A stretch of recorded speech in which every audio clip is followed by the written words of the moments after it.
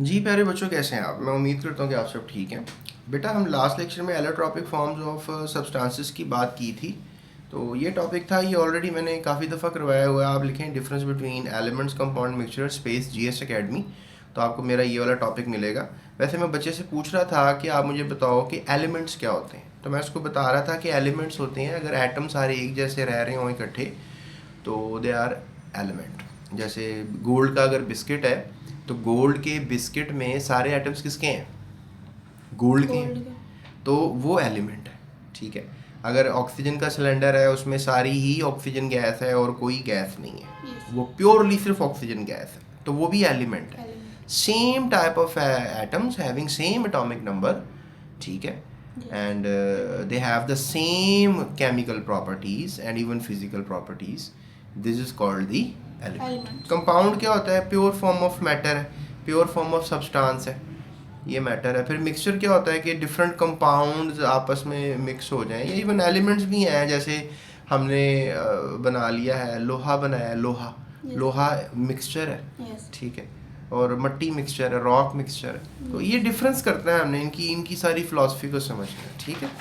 लेकिन टॉपिक जो हमारा आज का है वो है सॉल्यूशन, कोलाइडल सॉल्यूशन और सस्पेंशन। अब बच्चों से अमूमन ये इनको नहीं पता होता बच्चों को कि सर ये सॉल्यूशन क्या होता है और कोलाइडल सॉल्यूशन क्या होता है या फिर ये सस्पेंशन क्या होता है।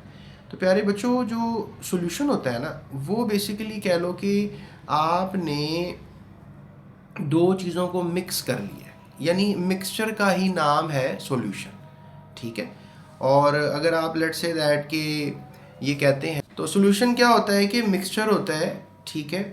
And a solution is such a mixture in which solute particles are completely homogenised, यानी इसमें जो सोल्यूट पार्टिकल्स हैं वो सारे के सारे होमोजेनाइज हैं, यानी हर जगह पे लिक्विड में मौजूद हैं। ठीक है। और उसके अलावा अगर हम बात करें कि कोलाइडल सॉल्यूशन क्या होता है, तो इसमें जो होता है ये भी मिक्सचर ही है, लेकिन इसमें आप कह लो कि बहुत ज़्यादा आपको जो पार्टिकल्स हैं थोड़े बड़े साइज़ के मिलेंगे। यानी कि इसमें जो कोलाइडल सॉल्यूशन होगा ना, इसके अंदर जो हमारे पास याद रखो कोई लिक्विड है, लिक्विड में हमने अगर सॉलिड को ऐड किया हुआ है, तो वो सॉलिड थोड़ा सा पार्टिकल बड़ा होगा। जैसे जो अंडे की सफ़ेदी नहीं होती, यस। अंडा तोड़े तो अंदर से सफ़ेदी सी निकलती है, तो उसको हम कोलाइडल सॉल्यूशन कहते हैं। या हमारा ये ब्लड निकल आता है थोड़ा सा। यस। ठीक है। तो that blood is also called the colloidal solution. Solution. तो टेंडल इफेक्ट ये पॉजिटिव शो करता है, ये फिलहाल इसमें लिखा नहीं है पैराग्राफ में, लेकिन और इवन आप अगर फिल्टर पेपर लेंगे तो कोलाइडल सॉल्यूशन उसमें से गुजर जाएगा। सॉल्यूशन तो गुजरेगा ही, जैसे नमक पानी में डाल दिया है, सॉल्यूशन है, यस। तो वो तो फिल्टर पेपर से गुजर जाएगा। तो कोलाइडल सॉल्यूशन, आप अंडे की सफ़ेदी आप मुझसे पूछोगे ब्लड या फिल्टर पेपर से गुजरेगा, मैं कहूँगा हाँ गुजर ही जाएगा। ठीक है। लेकिन जो सस्पेंशन होता है ना, उसमें जो सोल्यूट के पार्टिकल्स होते हैं वो काफ़ी बड़े होते हैं। अच्छा, ऐसा सॉल्यूशन जो कोई भी पीपीटीज छोड़े, प्रिसिपिटेस छोड़े, गुजर जाए सॉल्यूशन फिल्टर पेपर से, वो ट्रू सॉल्यूशन होता है। तो जो थोड़ा देर से गुजरे या कोई प्रॉब्लम हो उसके गुजरने में, इरिटेशन हो, तो that can not be a true solution. तो कोलाइडल सॉल्यूशन को आप ट्रू सॉल्यूशन नहीं कह सकते। तो सस्पेंशन को भी ट्रू सॉल्यूशन नहीं कह सकते, क्योंकि ये भी जो है इसके पार्टिकल्स बहुत बड़े बड़े होते हैं, और यू कैन से कि बड़े बड़े पार्टिकल्स जो होते हैं वो उसमें से गुजरना फिल्टर पेपर में से उनका मुनासिब नहीं होता। वो सुराख इतने बड़े ही नहीं होते। चौक डाल दो पानी में आप, तो वो पानी से मिक्सचर बन जाएगा और वो फिर नहीं गुजरेगा, चौक पीछे रह जाएगी, पानी गुजर जाएगा। तो ये मतलब चाय बना रहे हो तो पत्ती जो है आप कह लो कि चाय में अगर है अभी, तो वो सस्पेंशन है। कभी कभी जो सोल्यूट होता है, सोल्यूट और सॉल्वेंट का भी बच्चों को ना पता नहीं होता। तो सोल्यूट ये जो शय कम मिकदार में है वो सोल्यूट है, और जो शय ज़्यादा मिकदार में है वो सॉल्वेंट है। ठीक है। दो लफ्ज़ हैं, सोल्यूट और सॉल्वेंट। तो ये इसमें कंफ्यूज नहीं होना, जो ज़्यादा मिकदार में चीज़ सोल्यूशन में होगी। अच्छा, सॉल्वेंट हमेशा लिक्विड हो ये भी शर्त नहीं होती।